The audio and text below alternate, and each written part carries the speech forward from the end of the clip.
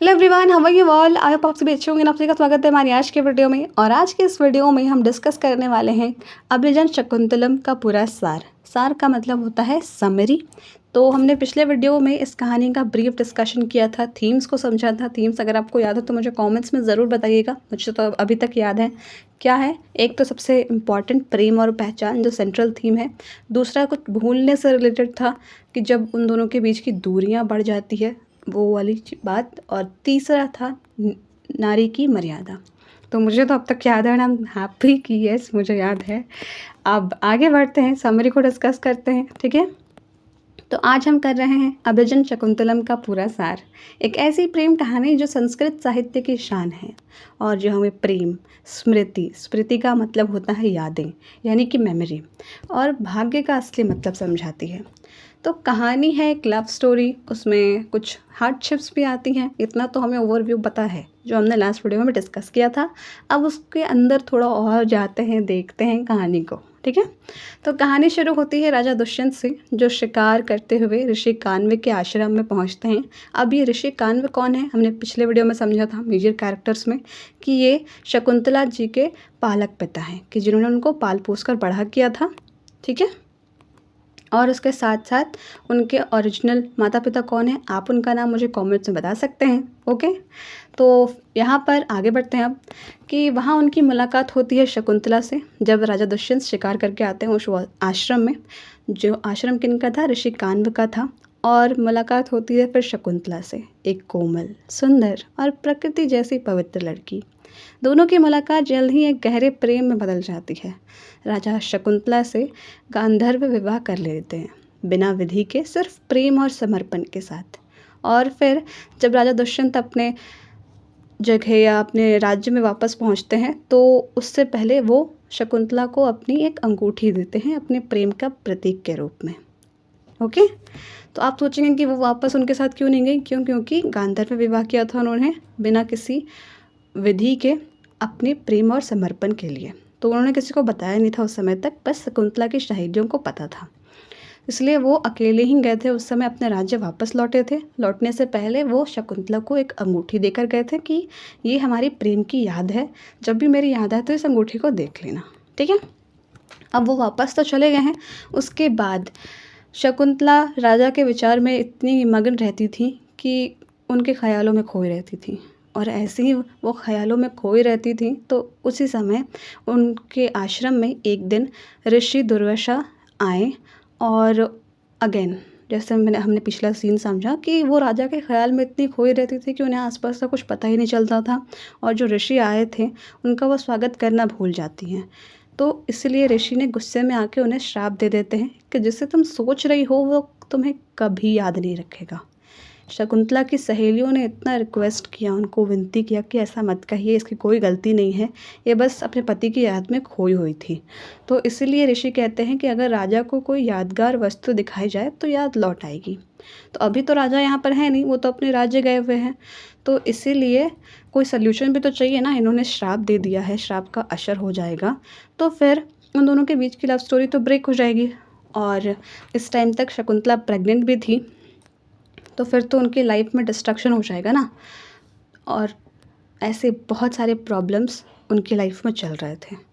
तो इस श्राप के बाद ऋषि कान्व, जो उनके पालक पिता थे शकुंतला के, वो शकुंतला को राजा के पास वापस भेजते हैं। लेकिन जैसा कि श्राप में था कि राजा शकुंतला को बिल्कुल भूल जाएंगे, उनकी याददाश्त बिल्कुल जा चुकी थी।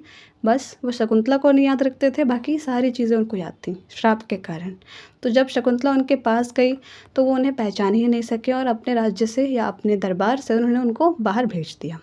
और जो अंगूठी, आप सोचेंगे कि अंगूठी तो थी, ऋषि ने तो एक सलूशन दिया था कि अगर अंगूठी दिखाएंगे यानी कि कोई याद की चीज़, तब राजा की याददाश्त वापस आ जाएगी। लेकिन वो अंगूठी, जब वो शकुंतला उस राज्य में जा रही थी तो नदी पार करके जाना था और नदी में गलती से उनके हाथ से अंगूठी गिर गया था। तो नदी में गिर जाने के कारण वो अंगूठी ही नहीं थी अब शकुंतला के पास, वो याद की कोई चीज़ ही नहीं थी। तो श्राप का अंत कैसे होगा। तो इसीलिए फिर वो सारा सीन हुआ। और इन सब चीज़ों की वजह से शकुंतला बहुत दूर रहती थी राजा से। क्योंकि राजा तो उन्हें पहचानते ही नहीं थे और वो उन्हें अपने पास रुकने ही नहीं देते थे। उन्होंने अपने से दूर भेज दिया था उसको। तो शकुंतला आश्रम से दूर एक अलग जगह में रहने लगी। अब अपने होने वाले बच्चे के साथ वो अपना जीवन विरह में बिताती है। विरह मतलब दुख और कष्ट, ठीक है, लेकिन अपने आत्मसम्मान को कभी नहीं तोड़ती। वो अपने आप को कभी उतना हर्ट नहीं करती, क्योंकि ये सारे सिचुएशंस और प्रॉब्लम्स अननोविंगली हुई, है ना। फिर एक दिन एक मछुआरा को नदी के किनारे एक अंगूठी मिलती है, वही अंगूठी जो शकुंतला से नदी में गलती से गिर गई थी, जो वो राजा को दे देता है कि मछुआरे को नदी में इतनी अमूल्य अंगूठी मिली है। तो वो जाकर राजा को दे देता है कि ये हमारे राज्य की ऐसा चीज़ मिली है। अब जैसे ही राजा वो अंगूठी देखते हैं, उनकी सारी यादें वापस आ जाती हैं। उन्हें अपनी गलती का एहसास होता है, लेकिन तब तक शकुंतला उनसे दूर जा चुकी होती है। दूर तो ऑब्वियसली जाएगी ना, क्योंकि जब वो गई थी मिलने तो उनकी याददाश्त नहीं थी, उनको शकुंतला के बारे में कुछ याद नहीं था राजा को। तो इसलिए उन्होंने जानबूझकर उसको दूर कर दिया था। फिर भी शकुंतला ने हिम्मत नहीं हारी, उसने अपने आप को इस सारी परिस्थिति का कसूरवार नहीं ठहराया और वो अपने होने वाले बच्चे के साथ एक दूर जगह पर रहती थी। तो अब जब अंगूठी मिल चुकी है, लेकिन शकुंतला तो दूर हो गई है, क्योंकि वो दूर रहती है।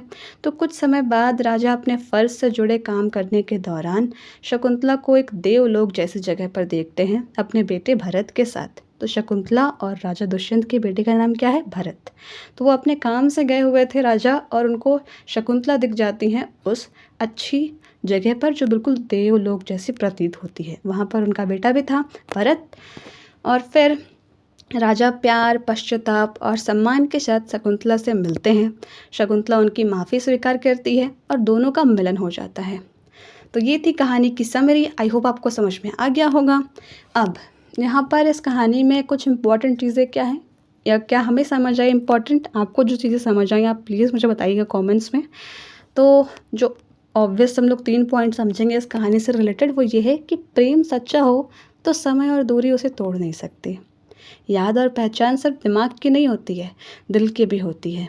कि राजा को वो अंगूठी देखकर उनके सारे यादें याद आ गई, और अपना आत्मसम्मान हर परिस्थिति में बनाए रखना चाहिए। जैसे कि शकुंतला ने किया कि वो हारी नहीं, उसने अपने बेटे के साथ अपना जीवन जिया दूसरी जगह पर, भले ही राजा उसे याद ना कर पाए या याद ना कर पा रहे हों क्योंकि अंगूठी खो चुकी थी, लेकिन वो हारी नहीं जीवन से, अपने आत्मसम्मान के साथ। क्योंकि उसने जानबूझकर कुछ नहीं किया था, जानबूझकर इग्नोर नहीं किया था, वो तो बस प्रेम में ख्यालों में खोई हुई थी।